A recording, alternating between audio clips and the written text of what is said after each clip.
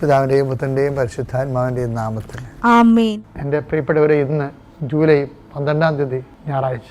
അമ്മേ പരിശുദ്ധ അമ്മേ, അമ്മേ പരിശുദ്ധമേ, ദൈവമാതാവേ, കൃപാസനത്തിലൂടെ ഞങ്ങൾക്കും ഞങ്ങളുടെ ദേശത്തിനും അമ്മ മധ്യസ്ഥം തേടി തന്ന എല്ലാ അനുഗ്രഹങ്ങൾക്കും കൃപകൾക്കും ഞങ്ങളിപ്പോൾ ഹൃദയം നിറഞ്ഞ നന്ദി പറയുന്നു. അമ്മേ പരിശുദ്ധമേ, ദൈവമാതാവേ, 2004 ഡിസംബർ 7-ാം തീയതി ഉച്ചകഴിഞ്ഞ് 2:30 കൃപാസനത്തിൽ സംഭവിച്ച അമ്മയുടെ പ്രത്യക്ഷപ്പെടലിനെ കുറിച്ച് തിരുസഭയ്ക്ക് സമർപ്പിച്ചിരിക്കുന്ന പഠനരേഖകളുടെ മേൽ സഭാത്മകമായ പഠനം ആരംഭിക്കുവാൻ ഞങ്ങൾ പ്രാർത്ഥിക്കുന്നു. അമ്മേ പരിശുദ്ധമേ, ഭൂസ്വർലോകങ്ങളുടെ രാജ്ഞിയായ അങ്ങേയ്ക്ക് ഭൗമസംരക്ഷണത്തിനായി പ്രപഞ്ചപ്രകൃതിയെ തന്നെ തിരുസഭ പ്രതിഷ്ഠിക്കുവാൻ ഈ പ്രത്യക്ഷീകരണം വഴി ഇടയാക്കണമേ. പരിശുദ്ധമേ, ജപമാല മാതാവേ, സകല കൃപാസനം പ്രാർത്ഥനയോടും ചേർത്ത് ഞങ്ങളിപ്പോൾ പ്രാർത്ഥിക്കുന്ന ഈ കുടുംബത്തിന്റെ പ്രത്യേക നിയോഗം പറ മക്കളെ.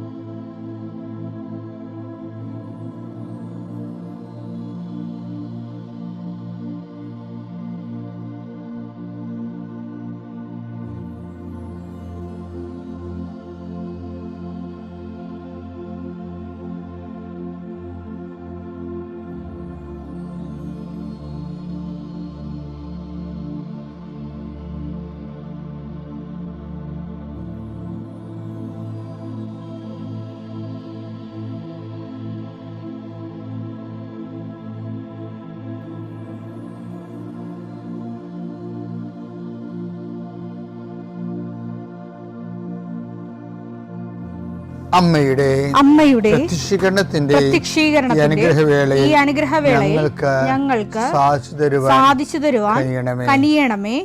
ആമേൻ. വിശ്വാസ പ്രമാണം. സർവശക്തനായ പിതാവും ആകാശത്തിന്റെയും ഭൂമിയുടെയും സൃഷ്ടാവുമായ ദൈവത്തിൽ ഞാൻ വിശ്വസിക്കുന്നു. അവിടുത്തെ ഏകപുത്രനും ഞങ്ങളുടെ കർത്താവുമായ ഈശോമിശിഹായിലും ഞാൻ വിശ്വസിക്കുന്നു.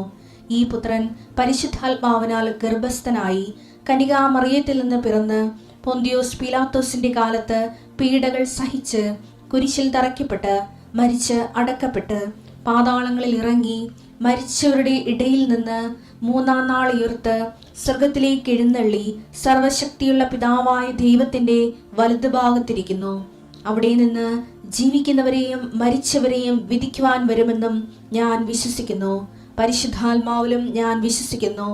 വിശുദ്ധ കത്തോലിക്കാ സഭയിലും പുണ്യവാന്മാരുടെ ഐക്യത്തിലും പാപങ്ങളുടെ മോചനത്തിലും ശരീരത്തിന്റെ ഉയർപ്പിലും നിത്യമായ ജീവിതത്തിലും ഞാൻ വിശ്വസിക്കുന്നു. ആമേൻ. സുഖസ്ഥനായ ഞങ്ങളുടെ പിതാവേ, അങ്ങയുടെ നാമം പൂജിതമാകണമേ. അങ്ങയുടെ രാജ്യം വരണമേ. അങ്ങയുടെ തിരുമനസ് സ്വർഗത്തിലെ പോലെ ഭൂമിയിലും ആകണമേ. അന്നു വേണ്ടുന്ന ആഹാരം ഇന്ന് ഞങ്ങൾക്ക് തരണമേ. ഞങ്ങളോട് തെറ്റ് ചെയ്യുന്നവരോട് ഞങ്ങൾ ക്ഷമിക്കുന്നത് പോലെ ഞങ്ങളുടെ തെറ്റുകൾ ഞങ്ങളോടും ക്ഷമിക്കണമേ. ഞങ്ങളെ പ്രലോഭനത്തിൽ ഉൾപ്പെടുത്തരുതേ, തിന്മയിൽ ഞങ്ങൾ രക്ഷിക്കണമേ. ആമേൻ. നന്മ നിറഞ്ഞ മറിയമേ, സ്വസ്തി. കർത്താവ് അങ്ങയുടെ കൂടെ സ്ത്രീകളിൽ അങ്ങ് അനുഗ്രഹിക്കപ്പെട്ടവളാകുന്നു. അങ്ങയുടെ ഉദരത്തിൻ ഫലമായി ഈശോ അനുഗ്രഹിക്കപ്പെട്ടവനാകുന്നു. പരിശുദ്ധ മറിയമേ, തമ്പുരാന്റെ അമ്മേ, പാപികളായ ഞങ്ങൾക്ക് വേണ്ടി ഇപ്പോഴും ഞങ്ങളുടെ മരണസമയത്തും തമ്പുരാനോട് അപേക്ഷിക്കണമേ. ആമേൻ. കർത്താവിന്റെ ഉന്നതമായ നാമത്തിന് സ്വസ്ഥം ചെയ്യും. കർത്താവിന്റെ വിശുദ്ധ പൗരോഹിത്യത്തെ മഹത്വപ്പെടുത്തണം. കർത്താവ് സഭയിലുള്ള സാന്നിധ്യം പ്രകടമാക്കണം. ഈശോയെ, ഈ ആഴ്ചയിലെ അങ്ങയുടെ കാരുണ്യം കണ്ണുനീരോടെ ആഗ്രഹിക്കുന്നുണ്ട്. ഈശോയെ, മുട്ടിന് താഴേക്ക്, കാൽമുട്ടിന് താഴേക്ക്, തുടയിലേക്ക് നീര് പൊങ്ങിക്കിടക്കണ കണ്ടു. കർത്താവ് വ്യക്തിയെ സ്പർശിക്കും. അവർക്ക് എഴുന്നേക്കാൻ പാടില്ല, ഇരിക്കണവര്. കർത്താവെ, അങ്ങനെയുള്ള എല്ലാവരും നീ സ്പർശിക്കണം. പ്രാർത്ഥിക്കണമെന്നും പ്രാർത്ഥിച്ചത് സുഖപ്പെട്ടിട്ട് ജോലി ചെയ്യണമെന്ന് ആഗ്രഹിക്കുന്ന എല്ലാവരെയും നീ സ്പർശിക്കണേ. കർത്താവെ, യാത്രയുള്ള മക്കളെ ഞാൻ ഏൽപ്പിച്ച് പ്രാർത്ഥിക്കുന്നു. കർത്താവെ, വിദേശത്തേക്ക് യാത്ര ചെയ്യുന്നവരും സ്വദേശത്തേക്ക് യാത്ര ചെയ്യുന്നവരും ജോലി സംബന്ധമായ യാത്ര ചെയ്യുന്നവർ യാത്ര മുടങ്ങിപ്പോരുണ്ട്. ഈശോയെ, കാലുകൾ ഉദച്ചും വാഹന അപകടത്തിലും മരത്തിൽ നിന്ന് വീണും പലരും ഈ ദിവസങ്ങളിൽ അവരുടെ ഫോട്ടോയും കൂടെ എൻ്റെ അടുത്ത് വന്ന് അവരെല്ലാം ഞാനിപ്പോൾ ഓർത്ത് പ്രാർത്ഥിക്കണം. ഈശോ നിൻ്റെ തിരുമുറുപാർന്ന വലതുകരം, ആണിപ്പടുതാർന്ന അത്ഭുതകരം കിടപ്പ് രോഗികളുടെ മേൽ നീ നീട്ടണമെന്ന് പ്രാർത്ഥിക്കുന്നു. അടിപ്പിണർ പോലെ വൈദാഘാതം പോലെ ദൈവിക ശക്തി അവരിലേക്ക് ആവഹിക്കണമേ എന്ന് പ്രാർത്ഥിക്കുന്നു. നീ പോകുന്നിടത്തെല്ലാം നിൻ്റെ കൂടെ ഞാനുണ്ടാകുന്ന നല്ല ചില കർത്താവേ, നിൻ്റെ ചൈതന്യം അവരിലേക്ക് ആവശ്യിക്കുകയും എൻ്റെ പ്രാർത്ഥനയിൽ ആശ്രയിച്ചിരുന്ന് പ്രാർത്ഥിക്കുമ്പോൾ എൻ്റെ കാര്യം അച്ഛൻ പറഞ്ഞില്ലല്ലോ എന്ന് ഓർത്ത് ഇപ്പം സങ്കടപ്പെടുന്നവരെ അവർ മനസ്സിൽ വിചാരിക്കുന്ന കാര്യത്തിൻ്റെ മേലെ മാതാവിൻ്റെ മധ്യസ്ഥത്തിൽ യേശു നാമത്തിലെ വിടുതൽ ലഭിക്കട്ടെ. പിതാവും പുത്രനും പരിശുദ്ധാത്മാവിൽ നീക്കുവാമേ. ഇവിടെ കഴിഞ്ഞ ദിവസങ്ങളെല്ലാം റോമിക എന്ന് പറയുന്ന ഒരു നേഴ്സിംഗ് സ്റ്റുഡൻറ്റിനെ കുറിച്ച് പറഞ്ഞിരുന്നു അല്ലേ. അപ്പോൾ ആ 10th ട്രൂമ പിന്നീട് അവർക്ക് പിന്നെ ഒരു ദിവസം വരണത് അവരുടെ ഡിഗ്രി പരീക്ഷയ്ക്ക്, അത് 4 സെം. അപ്പം 4 സെം, 4ാമത്തെ സെമ്മിന് അവൾ ഇതുപോലെ ബ്ലാങ്കായി പോകും. ബ്ലാങ്കായി പോകുമ്പോൾ ഈ ഉടമ്പടിയിലുള്ള ആൾക്കാരെ സംബന്ധിച്ചിടത്തോളം പിന്നെ അവർക്ക് ഫസ്റ്റ് ഓപ്ഷനും സെക്കൻഡ് ഓപ്ഷനും എല്ലാം ഉടമ്പടി തന്നെ ആയിരിക്കും. അവൾ നേരിട്ടൊന്ന് ഉടമ്പടി അറിയാമോ, അവൾ പരീക്ഷയ്ക്ക് പോകണ മുമ്പ് തന്നെ ഉടമ്പടിത്തേലൊക്കെ തേച്ച് അവിടെ ആ ഈശോയിലുള്ള പൂർണ്ണമായ വിശ്വാസം കൊണ്ടാണ് അത് ഉടമ്പടി എടുത്തപ്പോൾ തന്നെ അവൾ ഓക്കെ ആയി. പിന്നെ വേറെ ഒരു എക്സ്ട്രാ എനർജി വരുന്നുണ്ട്. എന്ന് വെച്ചാൽ പരീക്ഷയ്ക്ക് പോകുമ്പോൾ ആ പരീക്ഷയ്ക്ക് മുമ്പ് തന്നെ ഗവൺമെൻറ് ലോ ചേഞ്ച് ആകും. എന്നിട്ട് 4th സെമ്മും 5th സെമ്മും ഒരുമിച്ച് എഴുതാൻ നിയമം വരും. അപ്പോൾ നഷ്ടപ്പെട്ട സമയം കൂടി അവർക്ക് തിരിച്ച് കിട്ടും. അപ്പോൾ അത് എഴുതാൻ പോകുമ്പോൾ പറയണത്, ഞാൻ യുദ്ധം ചെയ്യാൻ പോലെയാണ് പോയെന്ന്. എന്താ കാര്യം?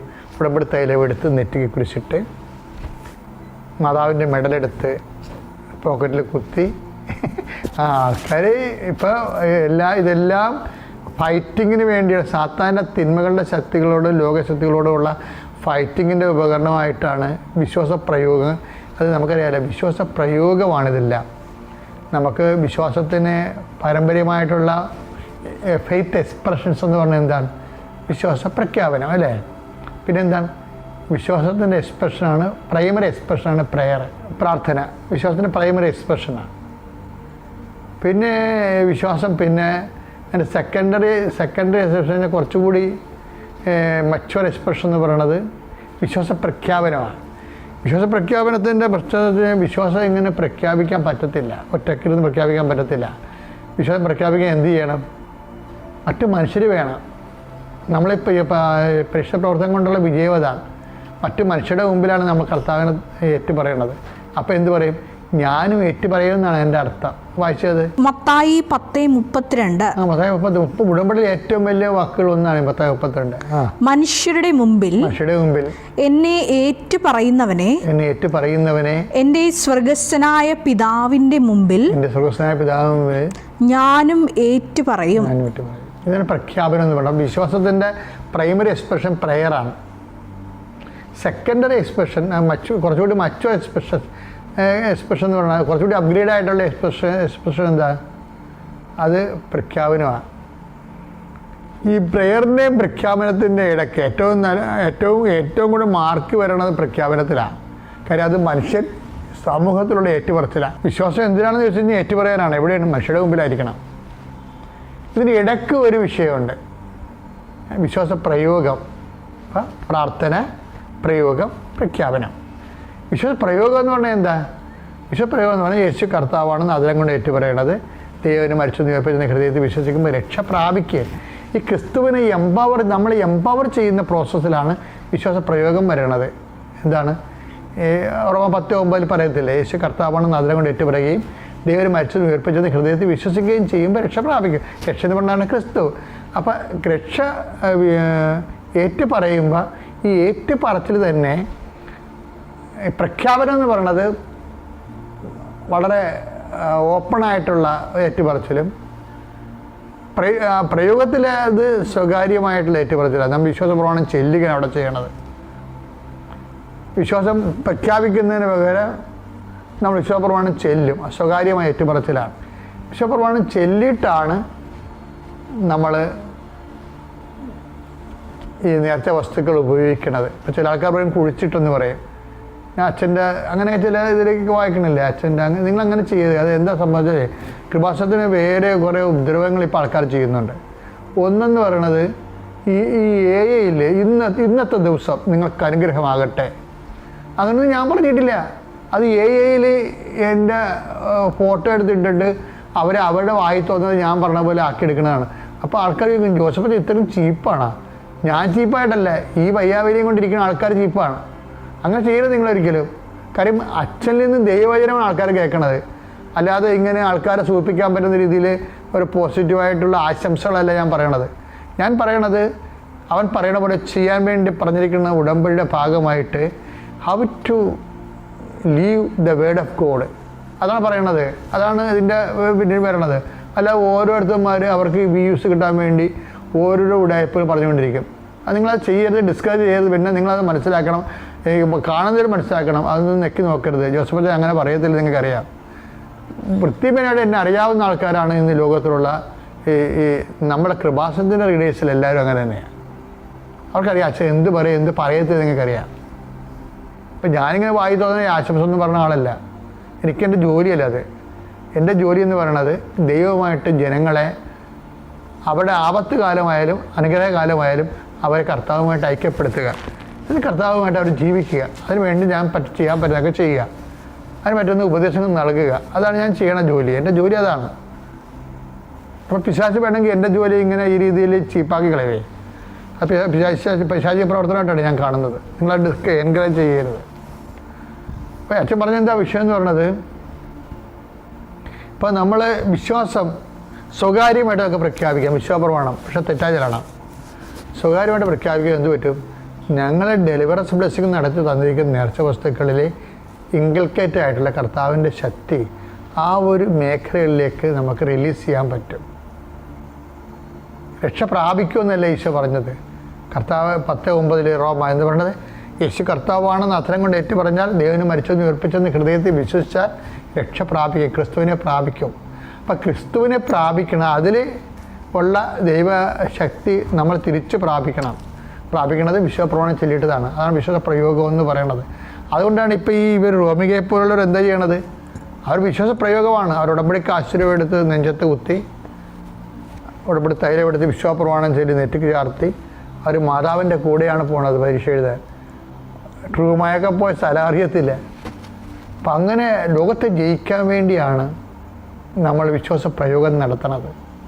അതിൻ്റെ ഒരു മാർഗം ലോകത്തെ ജയിച്ചവരായി കാണപ്പെടാൻ കർത്താവ് നിങ്ങൾ അനുഗ്രഹിക്കട്ടെ. പിതാവിൻ്റെയും പുത്രൻ്റെയും പരിശുദ്ധാത്മാവിൻ്റെ നാമം.